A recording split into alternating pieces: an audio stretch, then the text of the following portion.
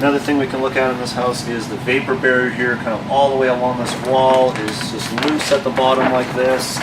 So we're going to have air from the house cycling around, and it's going to move in underneath this vapor barrier and go up through the insulation and eventually leave the house. The heat's going to leave the house. Now what can happen when we have the vapor barrier like this is the insulation will get very dirty. It almost looks moldy. It's actually just dust from the house because the insulation acts like a filter. So there's some dirt that'll build up in there, but mostly we're getting a lot more heat loss. You can imagine when the plastic is in place, not a lot of airflow through here, just through the staple holes and whatnot.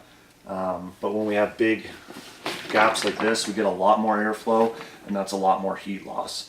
We could also get some condensation building up back here, and since it's already loose, I'll go ahead and move this insulation out of place, and we can get a look inside there to see if there's any signs of basement leaking or condensation, maybe even cracks in the wall.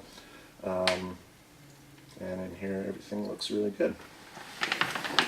So to repair this loose vapor barrier, what we want to do is use an acoustic sealant along the bottom, and you can find that at a local hardware store.